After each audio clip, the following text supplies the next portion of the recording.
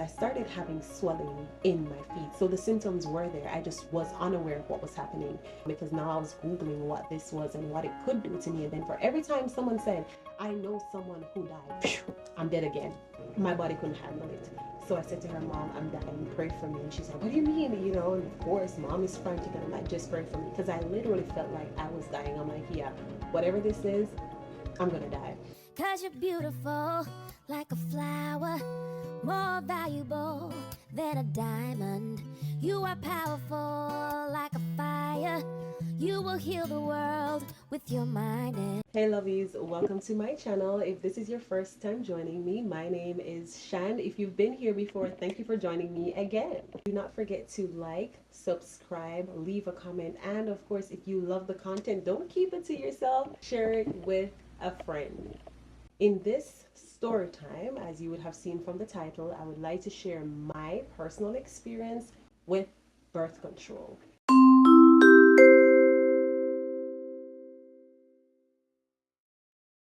Disclaimer, this is in no way encouraging or discouraging anyone to make a particular choice or to not make. At the end of the day, it's your body, your choice.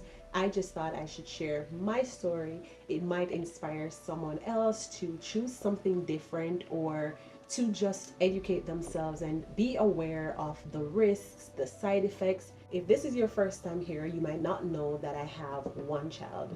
I thought I needed to do the right thing. I did not want to keep popping babies out and just figure it out, right? I had one child and I figured, hey, kids are expensive enough. I wasn't ready mentally, emotionally, financially, physically to have another child. And so I thought I needed to do the responsible thing. So after I had her, I had gone to my doctor. I went to my family doctor. I actually asked another doctor. I think I asked 3 different doctors for their suggestion as far as what they thought would be good for birth control.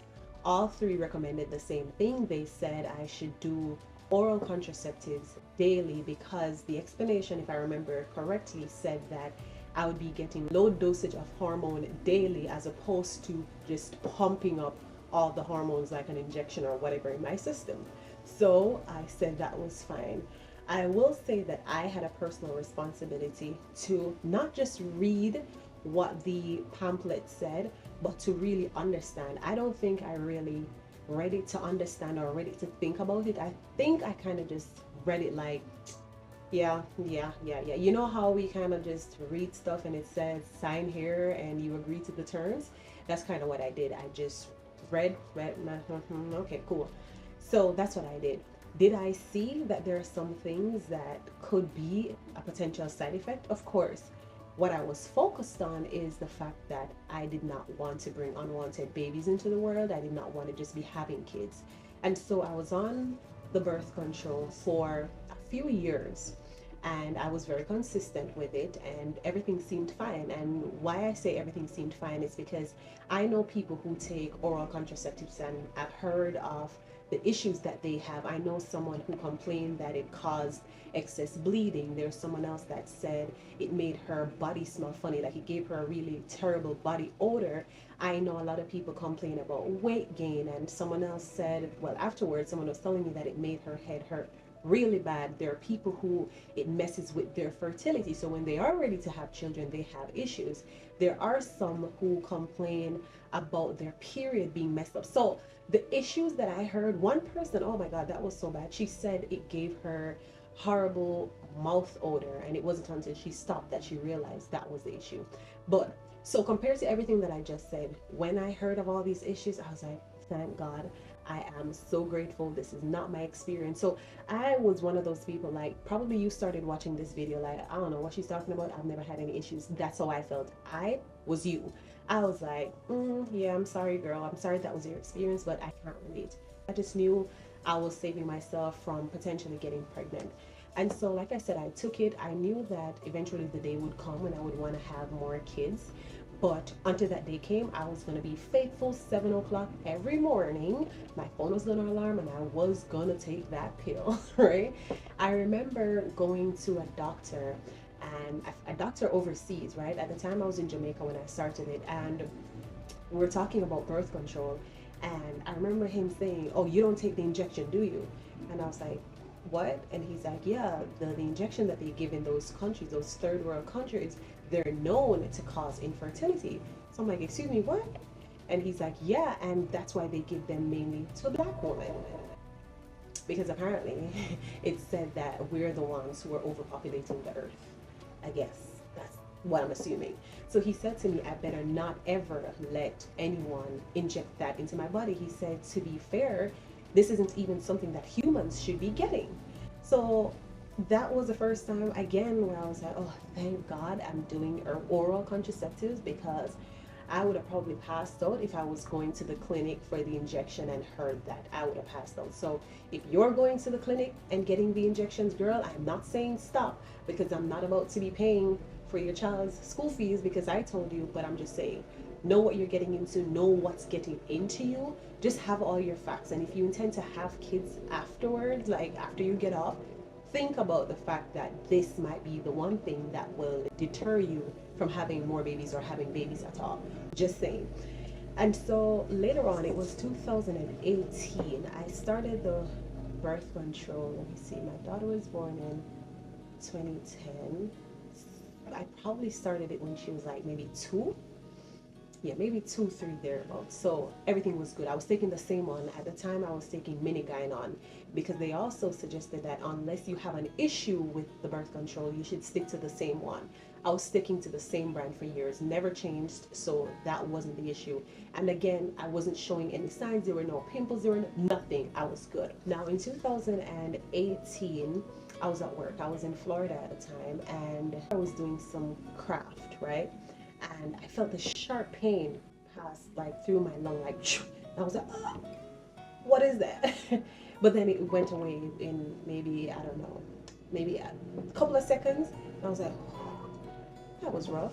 And that was one evening. The following morning, I went to work, and maybe at about 11 o'clock, I realized that I was trying to inhale, like deep inhale, and I couldn't go past a certain point. Like I couldn't do that. I was just like, because the pain that I felt when I tried to go like really deep with the inhale, I felt like my lung was exploding.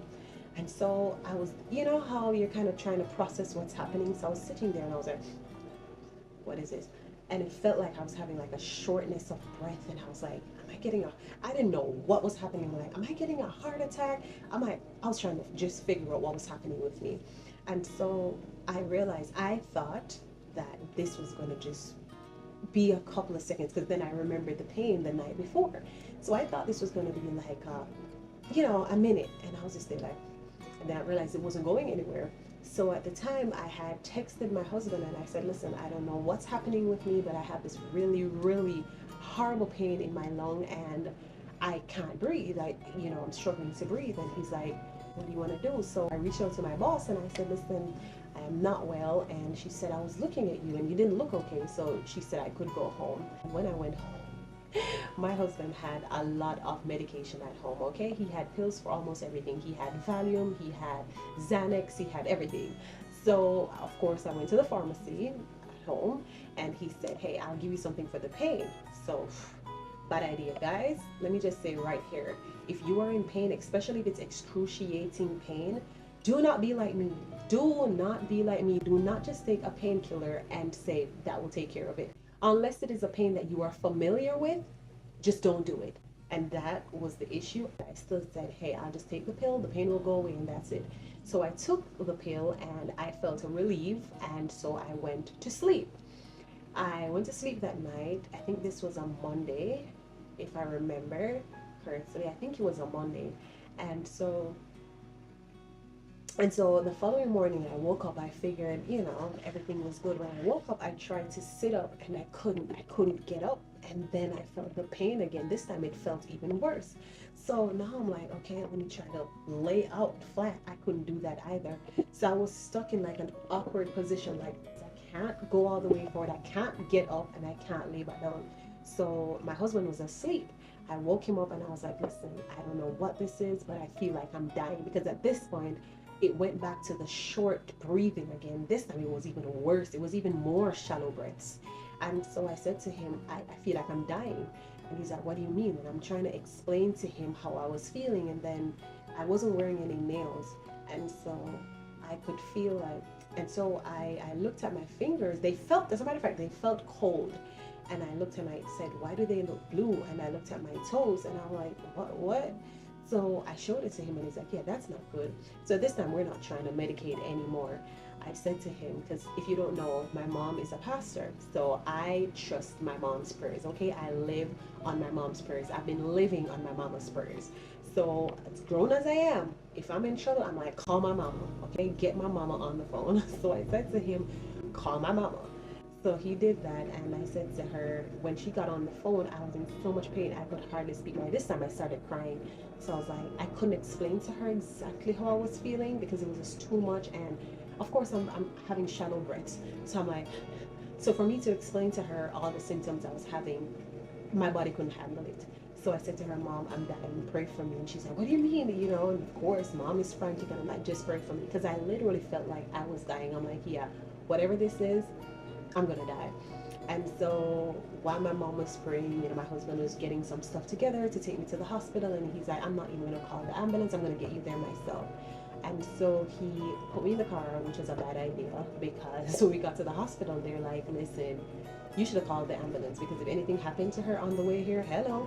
But anyways, he didn't care. He brought me to a hospital. So the first hospital that he brought me to, first thing they did was they pulled my blood. Said they needed to do blood work real quick. We're waiting there. I'm still in pain. They're like, yeah, we just need that before we can do anything about the pain. Next thing I know, they're coming back to get me because they're like, they misplaced the blood. I'm like, huh? you lost my blood? And so immediately I felt like, mm-mm. But one of the things too that made me feel like I wasn't at the right place was before they even did the blood work or did any form of tests or anything, someone already suggested it might be that, and then they already went to say it might be that, we'll have to operate immediately. So I'm like, you don't know what it is, or you didn't take the time to know what it is, but you're gonna already be at operate immediately. So I said to him, I can't stay here. And he's like, so I can take you to another hospital. He's like, it's up to you, honey. What do you want to do? So eventually we got to the other hospital. And when we got there, I know the first thing that they did, they gave me the good stuff, okay? I'm not encouraging this, but when I tell you, when you are in pain and you get, that was the first time I experienced morphine. And I was like, what is that? That's so good. For the first time in my life, I understood, like, I tried to put myself in place of someone who has a drug addiction, and I understood. Now, I don't understand drug abuse, but I understand what could have put the person to that point because the relief that I felt, I was bawling in pain, and then they put it in my vein, and I could feel my shoulders relaxing on their own. I could feel my feet just stretching out, and all my muscles relaxing, and I was like, ah, high as a kite, right?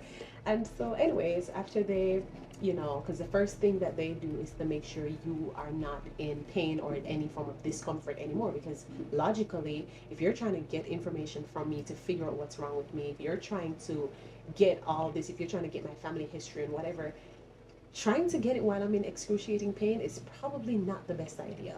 So I love the fact that they relieve the pain first and then they started to try to get to the bottom of it. So I had a scan done. I had two scans, two CAT scans, one with contrast, one without, and then I got a ECG for my heart, and I had an ultrasound for the area that I had more than one ultrasounds for the area.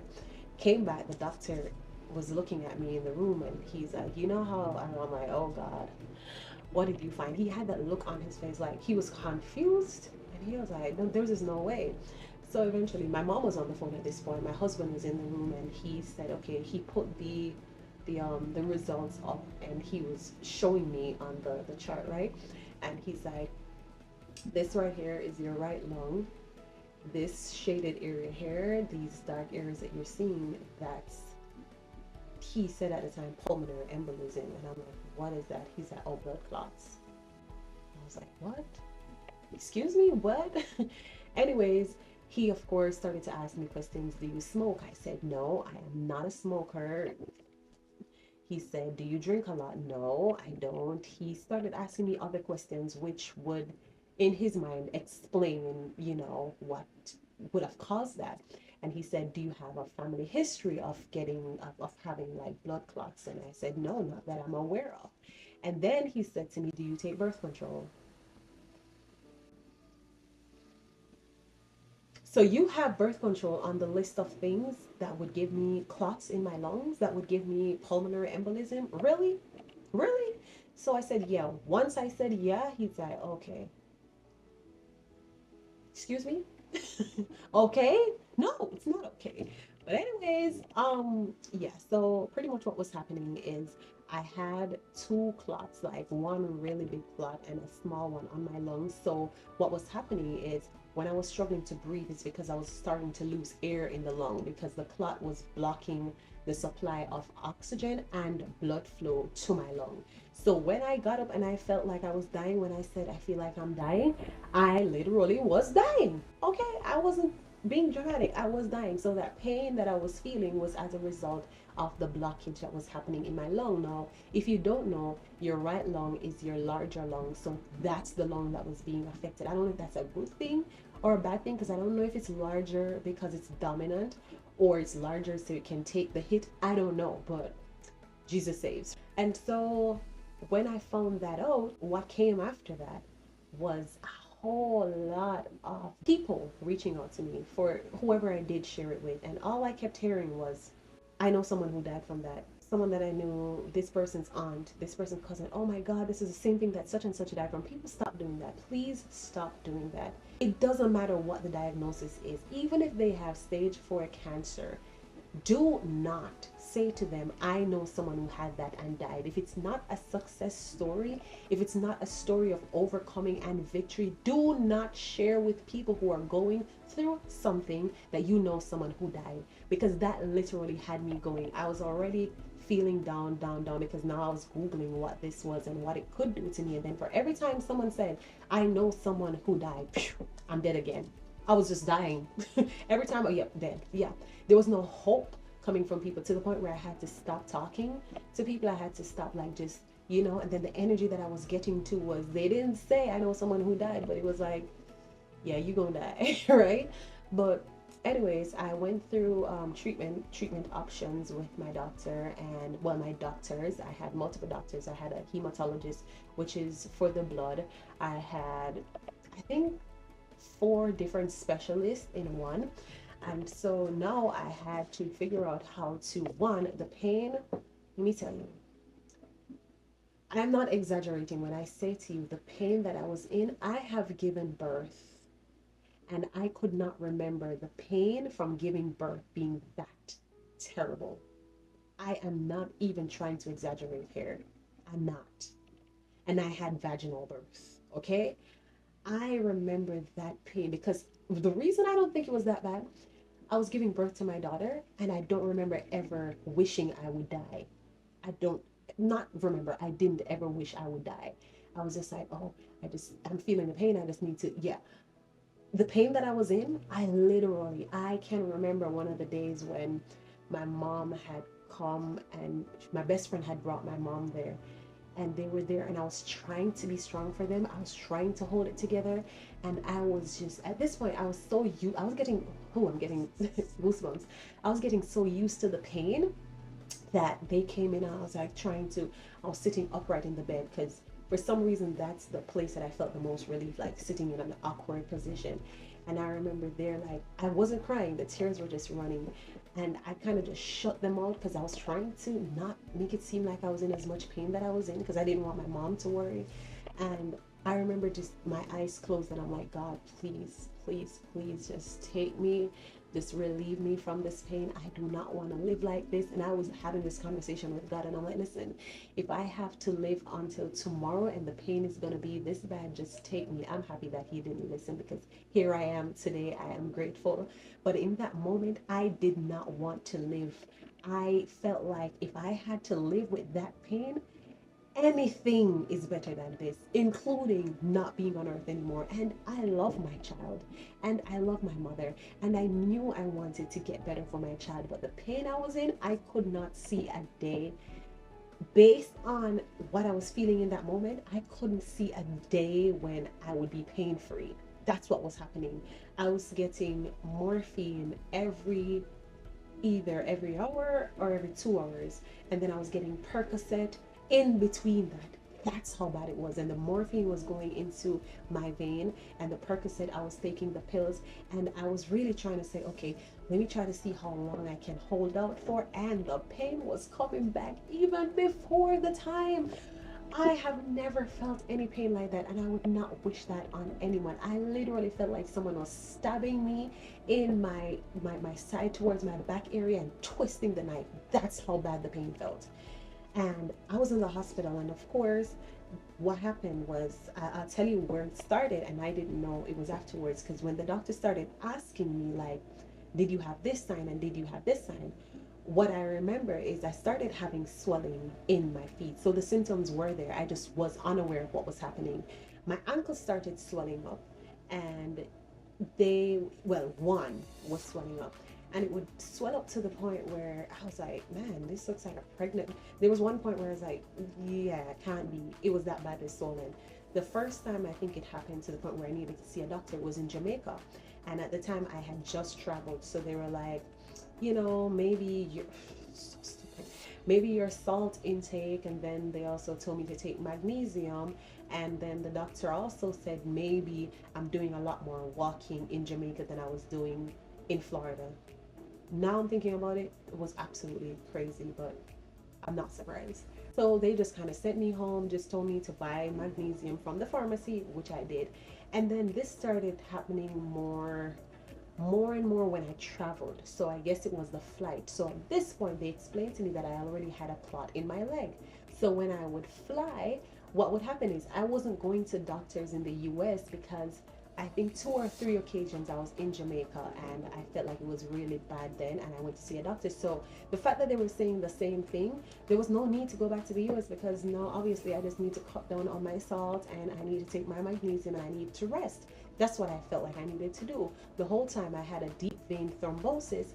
They didn't even bother to do an ultrasound, because that's what would have helped them to see that I had a whole clot or two in my leg. So when the doctor explained that, they said what happened is it would have started there as a deep vein thrombosis, and then it migrated to my lung, which usually, if detected early, they would rather if it doesn't get to your lung, because when it gets to your lung, that's when it becomes fatal, right? Yeah, but God is good. So while I was there, the options were there. They said, listen, of course, I had to be on blood thinners. That's another story. I had to be getting the blood thinner through a syringe in my belly. I hate syringes. I hate them in my arm. I especially hate them in my butt. I just hate syringes. But having to get it in my belly was another story. Okay? Every morning and every afternoon, they were just to a point where I was so sore and I was just so over it that they would come in, and I'm like, go ahead, do what you gotta do. They were drawing my blood every day. I'm like, man, okay, vampires every day. I don't have no blood left. I'm so grateful to the team that I had. This was in Good Samaritan Hospital in Palm Beach. I am so grateful, because when I tell you, the doctors, the nurses, the CNAs, even the director of the hospital, that woman came to see me like 2 or 3 times. She called me to see how I was doing. It was a black lady, so sweet.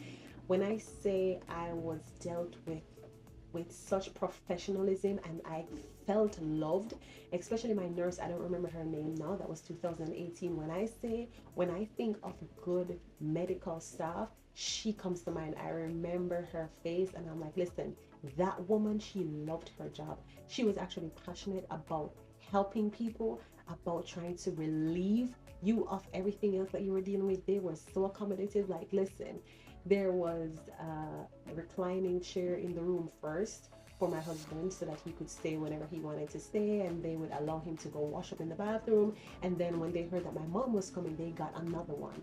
They were so helpful and so kind. I remember one of the days I said I wanted ginger ale, and I think 3 came.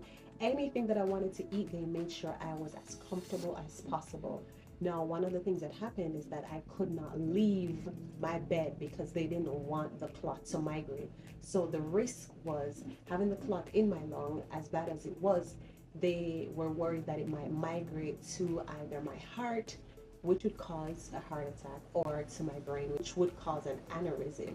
And so I had to stay in bed until they figured how to make sure that the real plan was to break the clot up so it would dissolve to a point where I would no longer be at risk. So I was in the hospital just trying to be a good patient, right? Trying to reconnect with God because I felt like, yeah, I remember one night, I think it might have been it might have been like the medication that had gotten to me. I started hallucinating and I was seeing things. And I remember one night, at this point, I don't even know if it was a medication or if I was really seeing things from the spirit realm. But I know I was there and I saw this figure full black. And I just felt like, yeah, tonight is going to be the night. Tonight is the night. So I was there repenting. I called my aunt and I'm like, yeah, I feel like I'm going to die tonight. And she said, go to sleep. And I'm like, girl, that don't help. I feel like I'm going to die. What do you mean? I did not sleep that night, guys. I was up. If that was Mr. Death, I was looking him in the eyes because I did not sleep that night. I'm like, oh, you coming to get me? You're going to come get me with my eyes wide open. You are not going to sneak up on me when I fall asleep. I was like, you are not sneaking up on me. I am facing you and you're going to come get me with my eyes wide open. I want to see you coming. Yep. Excuse me. But like I said, I might have been hallucinating. It might have been the spiritual realm. I don't know. But I know that one thing that never stopped is I know my mom for like the first day or so, it was hard for her to see me like that. I could tell. Like I could see her not letting me see her cry. I could see that she was crying. My best friend, when she sees this video, she will deny crying, but I saw her sitting over there. Carrie, you were crying, okay? Yeah, I saw you. You still deny it, but I saw you. But I can understand because I didn't want her to see me like that either. I didn't even want to talk to my child. Like she wanted to video call me and I'm like, no, because I couldn't allow her. When I say, guys, that I looked completely different, I look back at it and I'm like, man, this is what it looks like to be knocking on death's door. In a matter of days, I moved from one person to a complete different. I couldn't even identify myself. My skin looked completely darker. My eyes looked different and looked wild. It was like I was going through it, okay? But one thing that kept me is my mother never stopped praying, and she reached out to her people and her people were praying. And I know there were so many prayers that went up for me. And then on top of that, the hospital staff, they were cheering for me. They were rooting for me. They wanted me better and I could tell. And so I ended up getting discharged. God is good. I got discharged with a long list of things that I couldn't do. I couldn't exercise. I couldn't do any adult activities. There were a lot of things because I think by that time the clot had broken up to a certain point, but there was still like maybe small pieces or whatever. So of course I was on the blood thinner. I went home with the painkillers and everything. One of the things that I was told before I was discharged was do not take any form of birth control. Leave it alone. Leave it alone, sister. Because they told me that the fact that I had developed clots at that point, then I was more likely now to get clots in the future because I had gotten them before. So now I cannot take any birth control. I don't risk it. And I've heard people say to me before when I share my experience, I've heard them say, try this, try that. Listen, let me tell you something. With everything comes a risk. And just like I thought that I wasn't having any issues and I thought this works for me, again, there might be something working for you because you might be taking oral contraceptives and it's working for you. It didn't work for me. It has caused other women to lose their lives. It has caused issues for other women. So everything is different. I just want to let you know that because a doctor says this is the safest doesn't mean that it is safe, because I've had people tell me, oh, you should get an IUD implanted. I've also heard that it's really painful. I don't know if you've had an IUD implanted or if you have one and you can comment and let me know. I have heard that IUD is really painful. I also know two people personally who had a baby while having an IUD in. I also have heard of situations where the IUD shifted and went somewhere else that caused bigger issues. I remember there was this lady that was around the same time, because now I started to look up other birth control options, and around the same time when I was in the hospital or right after I got discharged, there was this lady who this made the news, where she had an IUD, it had moved, she didn't know, it lodged somewhere else, and then it caused something else, and I think she got sepsis or something as a result. She lost all her limbs because of birth control. And again, there are other horror stories from different things. And when people would say, like, I remember making a post even on YouTube here, a short post like, you know, this is what almost took my life. And someone was like, oh, this is your excuse not to be responsible. And I'm like, shut up, okay? Because there are other ways, and to be fair, a lot of the birth control options that they give to us shouldn't be given to humans in the first place, and they know it. It's like, oh, let's just fix this problem. You ever seen those ads where they're like, oh, you should take Panadol if you're having a headache, could cause drowsiness, could cause this, could cause seizures, could be fatal. And I'm like, why don't I just stay with my headache? Well, that's kind of the case with a lot of these birth control options, because people want to say, oh, you can try this. There are so many options.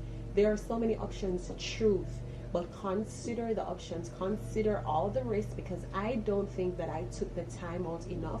Because maybe if I would have thought in a million years that I would have been one of those persons who would have gotten pulmonary embolism, which could have been fatal, I would have probably gone with something else. I don't know if something else would have worked. I know the option, there's the patch. I don't know much about that. I haven't heard enough to say, okay, maybe that's a better option. But I know that for me personally, my doctors told me do not take any form of birth control that would have any hormones going into your body. And again, that's why the next option would have been IUD. But then I do not want anything that's uncomfortable. So you know what? I'm doing natural birth control. Okay, I'll figure it out. Jesus and I have a good relationship. He knows what's up, right? He knows what's up. He knows we good like that. But all I'm saying to you is consider your options. Know what you're doing. Know what you're putting into your body. Because yes, and I know someone must have said by now, but it's right there on the pack. To be honest, I probably saw it, but I just thought, it's more likely that I won't. But I did, and I almost lost my life for it. I made it through, but I ended up with lung damage. So even now, I can say I am healed. I'm claiming full healing in the name of Jesus. But I still have days. We're in 2024, so 6 years later, is my math right? Yeah. 6 years later, I still have days when I feel the sharp pain, because the damage that was done to my lung, to my lower right lung, they said it would have to pretty much repair itself. So there's nothing that could be done. I guess the length of time that I was losing oxygen and the blood flow to the area kind of just damaged it. And so I still have to deal with, even when I'm working out, sometimes when I'm going really hard, I feel the area just start to burn really bad. I still sometimes have shortness of breath. Even if I do things that's not that difficult, sometimes I will find that I'm out of breath faster. So even though I got over that, I still have to take blood thinners from time to time, because again, the risk of me getting blood clots is obviously higher than a person who didn't. So if I'm going on far drives, I have to plan that ahead. How am I going to keep my blood flowing? If I sit for too long, if I stand for too long, I have to consider that I still have days until today, 2024, that I'll be doing something and then I could feel my anklets tightening, and I'm like, okay, yeah, my ankles are swelling up. I can feel sometimes numbness at the bottom of my feet. I still have side effects until this date. Now, I haven't taken any form of birth control since April 2018, but I am still living with the side effects because I was thinking I didn't want to have kids. So it was just funny to me when I was thinking about it, and I'm like, man, you just can't win. So you don't want to be a person at 30 or 28 or 29 years old with 4 kids, but here you are risking your life not to have 4 kids, right? Yeah. Oh, no shade if you have 4 kids, because it's so unfortunate that you gotta apologize for everything now and try to be mindful for everything. You can't even say anything, because there's a person right now who has 4 kids or has 5 kids, and she said, oh, kids are a blessing. Yes, they are. I'm just saying, I did not want to be a mom of 4 and 5 kids at such a young age, so please do not take offense to this. I did not mean to attack you. Not attacking you. I'm just saying. My point is, I was trying to prevent having all these kids, and that was my way of protecting myself and being responsible, and it almost costed me my life. So again, I say, if you're doing anything, if you're not going to go the natural way of just making sure that you don't get pregnant or trying to ensure that your partner understands what you're trying to do, if you're not going to do that, just do your research, guys. Do your research. You can do what you got to do. If you have any questions, you can comment down below and let me know. I'll be more than happy to respond. And if you are on birth control, you can also comment. Let me know what your experience is like taking birth control. If you have severe side effects, if there is nothing, if it is that you are not on any, what are you leaning towards? Have you tried like naturally not taking anything and trying to go, I don't know, rhythm method or something? Let me know. Comment so I can know. Thank you so much for joining me, and I look forward to seeing you in the next video. Bye. There is nothing in the world that you cannot do.